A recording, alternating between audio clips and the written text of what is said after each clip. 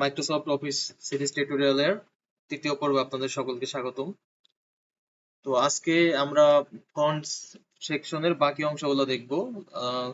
Last টিউটোরিয়ালে আমরা দেখেছিলাম কিভাবে ফন্ট চেঞ্জ করা যায়, ফন্ট সাইজ চেঞ্জ করা যায়, কিভাবে bold, unbold, italic, underline, subscript, superscript, strike through, text effect, highlights, fonts colour, তারপর এটা এখনো দেখি নাই, সেন্টেন্স কেসটা এখনো দেখা হয় নাই, কেসটা আজকে দেখবো।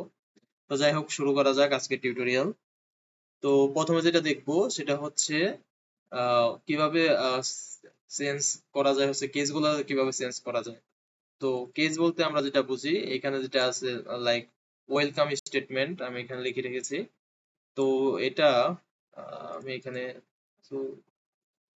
ইফেক্ট দেওয়া আছে, ইফেক্টটা আগে কেটে নিলাম। তো এখানে আপনি দেখতে পারেন প্রথম দুইটা ওয়ার্ডেরই ফার্স্ট লেটারটা হচ্ছে আপার কেস, মানে বড় হাতের। তো এই কেস গুলা কিভাবে চেঞ্জ করা যায়? কেস গুলা চেঞ্জ করার জন্য আমরা ডিরেক্টলি এখানে যাব, ক্লিক করব, ফন্ট, প্রথমে যাব হচ্ছে হোম, ফন্ট, দেন এখানে ক্লিক করলে প্রথমটা হচ্ছে সেন্টেন্স কেস। সেন্টেন্স কেস মানে হচ্ছে একটা সেন্টেন্সের ফার্স্ট লেটারটা বড় হাতের হবে। তো আমরা ক্লিক করে দেখি কি হয়। দেখেন এখানে কিন্তু এই এস টা কিন্তু বড় হাতের ছিল, কিন্তু আমি ক্লিক করার পরই এটা চেঞ্জ হয়ে গেছে কিন্তু। তো আমরা আবার সিলেক্ট করি। এখন আমরা এখান থেকে লোয়ার কেস দিয়ে দেখি। লোয়ার কেস দেওয়ার পরে দেখেন সব এখন ছোট হাতের অক্ষর হয়ে গেছে। তো আবার সিলেক্ট করি, এবার আমরা আপার কেস দেই, এখন সব বড় হাতের। Then capitalise each word. Capitalise each word হচ্ছে প্রত্যেকটা ওয়ার্ডের প্রথম অক্ষরটি বড় হাতের হবে, মানে প্রত্যেক ওয়ার্ডের প্রথম অক্ষরটি ক্যাপিটালাইজ হবে। তো এটা দিয়ে দেই, দেখেন ক্যাপিটালাইজ। আর লাস্ট স্টেপ হচ্ছে টগল কেস। টগল কেসটা হচ্ছে কি, প্রথম অক্ষরটা যেমন আমরা দিলাম হচ্ছে ক্যাপিটালাইজ ইচ ওয়ার্ড, এটা প্রথম অক্ষর হচ্ছে আপনার বড় হাতের হয়েছে। এখন যদি আপনার টগল কেস দেই, তাহলে সবগুলো অক্ষরই বড় হাতের থাকবে, শুধু প্রথম দুইটা ওয়ার্ডের প্রথম অক্ষরটা ছোট হাতের হবে। দেখেন প্রথম অক্ষরটা ছোট হাতের, পরবর্তী গুলা কিন্তু এখন বড় হাতের দেখা যাচ্ছে। তো আমরা যেটা করব, আমরা হচ্ছে প্রত্যেক ওয়ার্ডের প্রথম অক্ষরটা বড় হাতের রাখবো, সেই কারণে আমরা ক্যাপিটালাইজ ইচ ওয়ার্ড দিলাম। তো এখন আমরা যেটা করব, আমরা তো এই অপশন গুলা দেখেছিলাম, এটা দিয়ে রিসেট বাটন, এটা দিয়ে ফন্ট সাইজ ছোট বড় করা যায়। তো আমরা যেটা দেখি নাই ফন্টের, সেটা হচ্ছে এই অপশনটা। এখানে ক্লিক করলে কিছু অ্যাডভান্স অপশন আসবে। তো এখান থেকে দেখেন আমরা ফন্ট কিভাবে চেঞ্জ করা যায় সেটা কিন্তু আমরা অলরেডি দেখেছি, কিন্তু এখান থেকেও আপনি চেঞ্জ করতে পারবেন। এখান থেকেও চাইলে আপনি ফন্টস লিখে দিলে এখান থেকেও চেঞ্জ করা পসিবল। দেন এখান থেকেও আপনি আন্ডারলাইন করতে পারবেন, বোল্ড করতে, সরি, বোল্ড, রেগুলার ইত্যাদি এটা করতে পারবেন। এখান থেকে সাইজ চেঞ্জ করতে পারবেন। দেন এখান থেকে ফন্ট কালার চেঞ্জ করতে পারবেন। দেন এখান থেকে আপনি আন্ডারলাইন করতে পারবেন।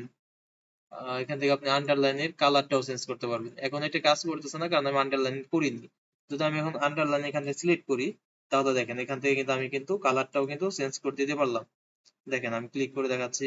আচ্ছা, ক্লিক করতে হবে না, আপনি এখানে প্রিভিউ দেখতে পাবেন। দেখেন এখানে একটা আন্ডারলাইন পড়ছে, তারপর ক্লিক করে দেখাচ্ছি।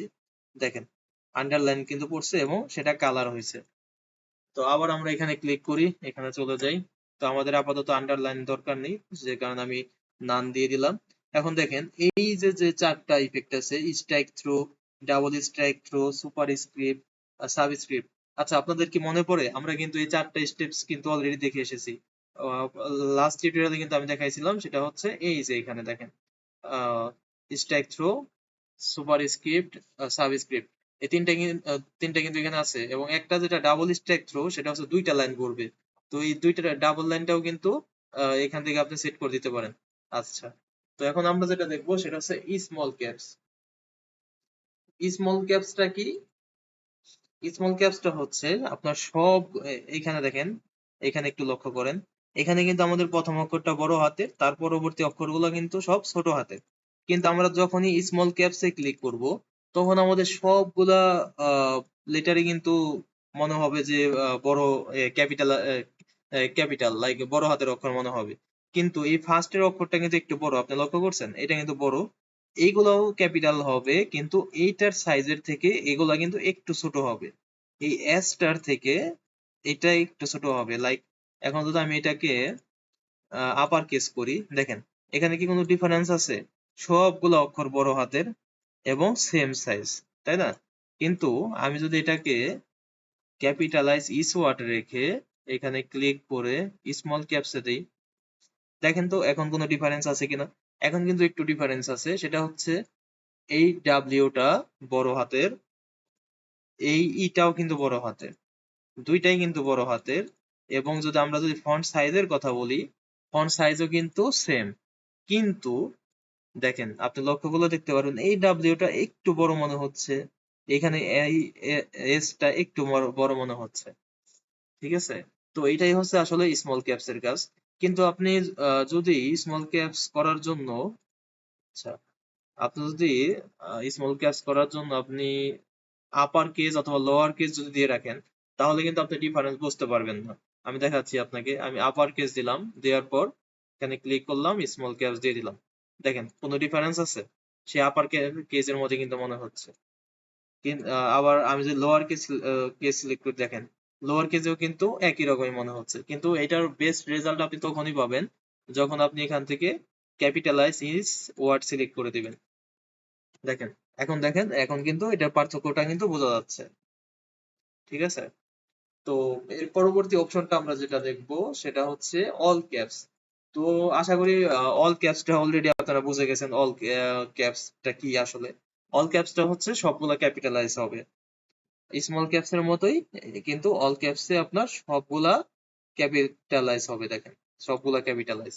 তো এটাই হচ্ছে অল ক্যাপস মূলত। কিন্তু অল ক্যাপস এর চাইতে আপনার স্মল ক্যাপসটাই আপনার বেশি কাজে লাগবে, কারণ এইভাবে ডকুমেন্ট দিলে অনেক ক্লায়েন্ট আছে খুব লাইক করে, কারণ এইভাবে সুন্দর দেখায়। আচ্ছা, যাই হোক, আমরা এখন পরবর্তী ধাপে চলে যাই। আমরা নেক্সট স্টেপে যেটা দেখবো, এখান থেকে ক্লিক করে, তো আমরা এটা তো দেখলাম ফন্ট, এখন আমরা দেখবো অ্যাডভান্স। অ্যাডভান্সে গিয়ে কি দেখবো? অ্যাডভান্স হচ্ছে কিছু স্পেস ইস্যুস আছে। তো অ্যাডভান্স আপনি দেখেন ওপেন টাইপ ফিচার্স, এই 4টা অপশনের আমাদের দরকার নাই, কারণ এগুলার আমি লাস্ট 10 বছর যাবত কাজ করতেছি, আমার এখন পর্যন্ত এই 4টা অপশন প্রয়োজন পড়ে নাই। তো যাই হোক, অ্যাডভান্স থেকে আমরা শুধু দেখবো ক্যারেক্টার স্পেসিংটা দেখবো। ক্যারেক্টার স্পেসিং এর স্কেলিংটা প্রথমে দেখবো। তো স্কেল এখন 100% আছে, মানে হচ্ছে আমার ডকুমেন্টটা ফন্ট সাইজ 14 দিয়ে যতটুকু হওয়া দরকার পুরোটাই এখানে আছে। কিন্তু আমি যদি স্কেলিংটা 90% দিয়ে দিই, 90% দিয়ে দিলাম, দেখেন একটু কিন্তু ছোট হয়ে আসছে। ফন্ট সাইজ কিন্তু 14ই আছে, কিন্তু একটু ছোট হয়ে আসছে। ওরকম ভাবে আমরা যদি 150% দিই, তাহলে দেখেন কি হয়েছে। তাহলে কিন্তু মনে হচ্ছে না একটু চ্যাপ্টা টাইপের হয়ে গেছে, মানে পাশের দিক থেকে কিন্তু একটু বড় হয়ে গেছে মনে হচ্ছে। এটা হচ্ছে 150%, মানে আপনি যে কোনো জিনিস 100% না দেখে মানে একটু বড় দেখাইলেন, এরকম আর কি। তো এখানে কিন্তু একটু বড় মনে হচ্ছে। আচ্ছা, এটাকে আমরা করি, এটাকে আমরা 100%ই রাখি। এখন আসি স্পেসিং। স্পেসিংটা হচ্ছে কি, আহ, আমরা যদিও ওই এই স্পেসে এখনো যাই নাই, প্যারাগ্রাফ এখনো যাই নাই, কিন্তু এখানে একটা স্পেসিং এর ব্যাপার আছে। এই স্পেসিংটা হচ্ছে আপনার লেটার থেকে লেটার, মানে একটা অক্ষর থেকে আরেকটা অক্ষরের যে স্পেসিংটা, লাইক ডাব্লিউ এর পরে ই পর্যন্ত যে স্পেসটা। তো এই স্পেসটার জন্য আমরা এখান থেকে দেখবো হচ্ছে স্পেসিং। স্পেসিং এটা হচ্ছে এক্সপান্ডেড, মানে একটু ছড়ানো, মানে এখানে যেমন একটু মনে হচ্ছে যে একটু কাছাকাছি, তো আমরা চাচ্ছি যে একটু ছড়িয়ে দেব।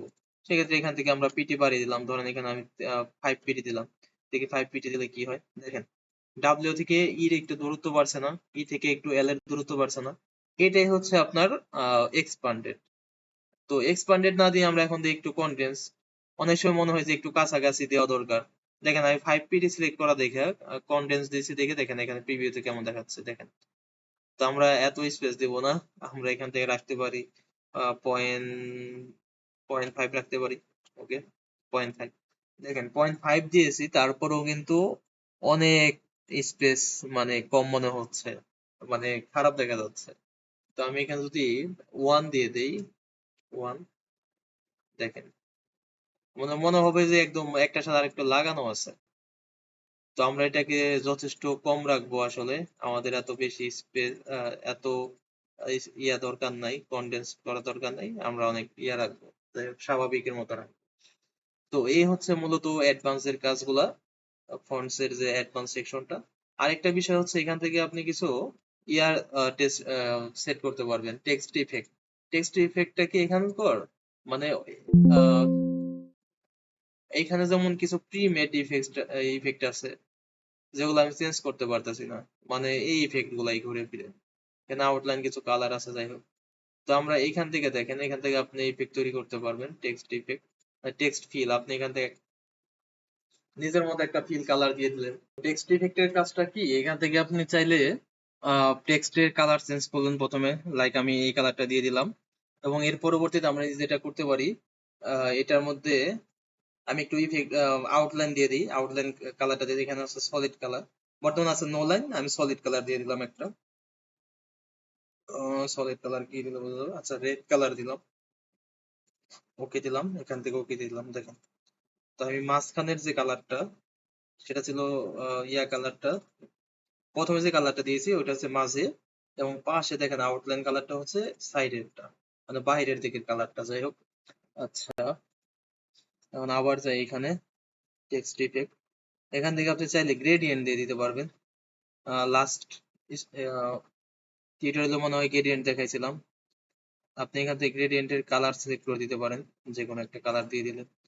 এখান থেকে আপনি দুই একটা রিমুভ করে দেন টেনে, এখান থেকে আচ্ছা যে কালারটা আছে এটাই থাকুক, যদি এখান থেকে চেঞ্জ, আচ্ছা চেঞ্জই করে দিই এখান থেকে কালারটা। এইখান থেকে কালার আপনার হলুদ দিয়ে দিলাম ডিরেক্ট, ওকে।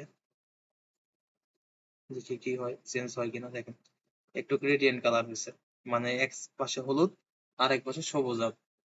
যাই হোক, তো এই হচ্ছে মূলত ফন্টের কাজ। তো প্রথমে আমরা প্রথম দিন আমরা শিখেছিলাম হচ্ছে ফন্ট সাইজ, আবার একটু রিপিট করে দিচ্ছি, ফন্ট সাইজ, তারপরে হচ্ছে সরি, প্রথম দিন আমরা দেখেছিলাম হচ্ছে font name, then font size, তারপর bold, italic, italic, underline, strike through, subscript, superscript, text effect, highlights, fonts colour, case sense, এটা হচ্ছে ইনক্রিজ ডিক্রিজ অফ ফন্টস, মানে ফন্টের ফন্ট ছোট বড় করার, আর এটা হচ্ছে রিসেট বাটন। এই হচ্ছে আমরা দ্বিতীয় টিউটোরিয়ালে দেখেছিলাম, এবং প্রথম টিউটোরিয়ালে আমরা শিখেছিলাম হচ্ছে কিভাবে মার্জিন চেঞ্জ করা যায়, কিভাবে ওরিয়েন্টেশন চেঞ্জ করা যায়, কিভাবে ফাইল সাইজ চেঞ্জ করা যায়। তো এই পর্যন্ত হচ্ছে আমরা তিনটা টিউটোরিয়ালে কভার করলাম। নেক্সট টিউটোরিয়ালে আমরা ট্রাই করব হচ্ছে প্যারাগ্রাফ সেকশনটা। প্যারাগ্রাফ সেকশনে কয়েকটা অপশন আছে এবং কিছু অ্যাডভান্স অপশন আছে, এগুলো আমরা কি বলে এটাকে, নেক্সট টিউটোরিয়ালে অবশ্যই এগুলো আমরা ট্রাই করব। তো আজকের মতো ধন্যবাদ সবাইকে, সবাই একটু লাইক, কমেন্ট এন্ড সাবস্ক্রাইব করে পাশে থাকবেন।